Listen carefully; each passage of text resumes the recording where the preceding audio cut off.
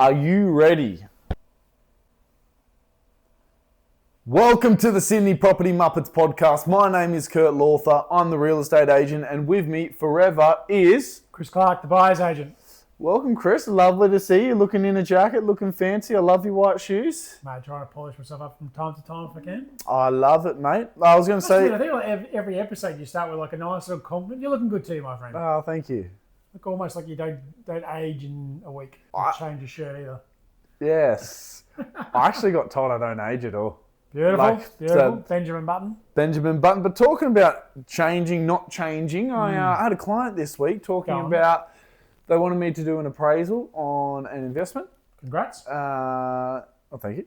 Went and did it, and the findings came back that they bought it 2019-ish, and so it's about 5 years later. It's grown 10%. For context, it is a unit and somewhere in Sydney. And they were actually a bit disappointed. Their question was they thought that was a bit low, and they wanted to then have a further discussion about why it hadn't grown so much, because they something along the lines of their words were like, Sydney has just grown, how come mine hasn't grown at the same rate? Yeah, because over that 5 years' time, I'd say Sydney market overall has probably grown by the overall market, including units, townhouses, probably grown about 40-50% in that time. So they're probably looking at the headlines going, well, where's that 40-50% applying to our box? And I think that's a good thing, probably all over. We've said boys before. All over, I don't know where to go from here. All over Australia, but in Sydney in particular, like with the COVID boom, property skyrocketed. But yes, people often listen to the headlines, and some of the headlines can be including the houses, how much they've grown. Because quite often, houses will outperform like units as a general rule of thumb. Yeah, agree. Like it's 100% of the land compared to if you've got one bedroom, a percentage. So needing to have that conversation with them, because then you've got to look at the micros, like what suburb are you in, what market within the market, what are the comparables, did you overpay? And also your 10% factor, that's not what it's currently sold for. No. That's an appraisal, and let's be honest, you've got to be a little bit conservative. That's almost saying to them, this is almost, not exactly, but this is almost a minimum, give or take. I'm sure you would have given me 10% range because you can do so. But you'd be like, it should do a little bit more than that, but we just don't know. Yeah, and particularly when you've got your own clientele, it's you're not wanting to over promise. I think that's exactly. I agree. We want to make sure, but where we're fairly conscious, being like, okay, we don't think we'd go anything less. Yep. But But I think people had this expectation, and a lot of people don't realise if you go to Europe or other countries, the market doesn't grow like it does in Australia. It doesn't move like it does here, no, true. And this just fanatical nature that it's either boom or bust, or... I think it's mostly boom is what the expectation is. But you look at 10%, so I guess part of it is 10% a bad number? Well, no, it still means your money, you've gone ahead. You had $1 million, now worth 1.1. Had you invested 5 years ago in, say, Perth, and no one predicted, not enough people, I think, predicted what was going to happen, you put $1 million in Perth 5 years ago, it's now worth 1.5, 1.6. But both those scenarios gone up. If you put $1 million into Melbourne 5 years ago, it's probably worth exactly the same, or it's actually worth less. So you're probably looking at it and going, you should be happy with 10% to some degree, because at least it's not Melbourne where it's gone backwards. As an asset. Is this an investment property or investment property? Yeah, so at least it's gone.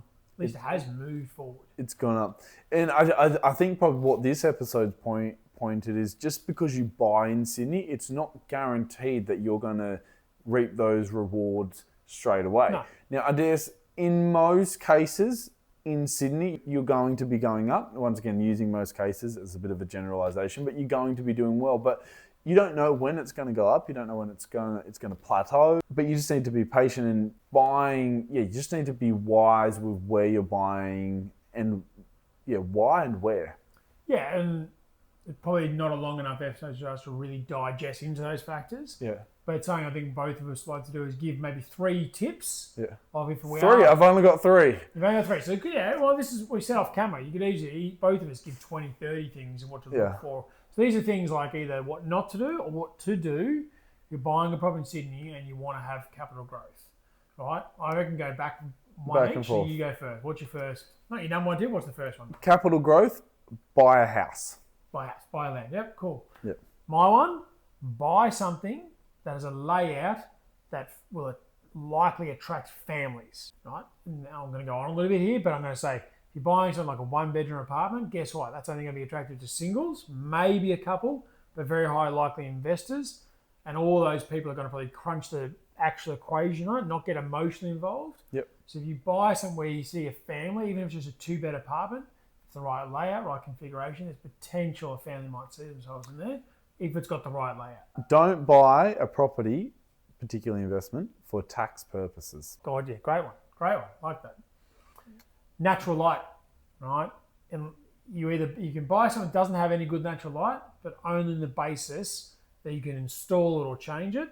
Yep. If you cannot, don't buy. Great tip. And my last one is You're going to go mine. location. Similar, it's okay. I'm of the belief location does 80% of the heavy lifting. Yep. Statistically right. My last one, just avoid it. If you can, avoid a busy road, particularly looking directly onto the busy road. Yep. All right. Now, you might not be able to achieve all those things when you're buying. Depends on your budget where you're up to. Yes. But they're definitely all worthwhile. If you pull those 6 together and purchased, I'm not saying you can't go wrong, but you're probably doing a lot of things right. Yeah. I think you're spot on. Nice. So I think we're going to go to an iteration of the 3 quick cues, which you did last week, Chris, was who would you have a beer with? No, you changed the beginning line. I reckon you have. Is it still have a beer with, or what are you going to ask me? No, it's beer. Okay. So the first one is, would you rather have a beer with, I know you're into AFL, but okay, Timmy Cahill, Australia's male greatest ever goal scorer, Yes. or Sam Kerr, Australia's female greatest ever goal scorer?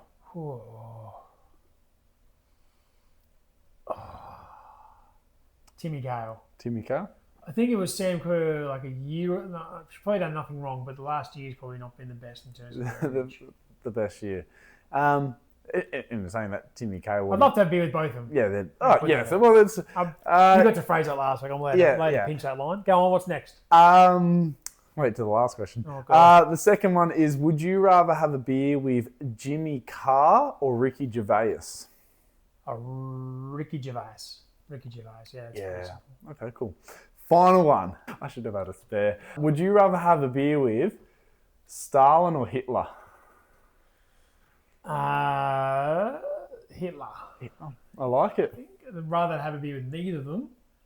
Oh no! You have to. I know you have to be keen on it. No, you don't have to be keen on it. That's not the rule. It's my rules. No.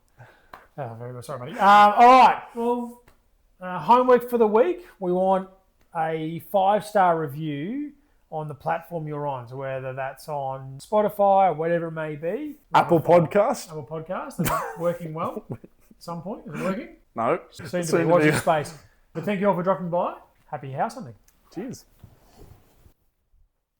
Yeah, because we haven't got the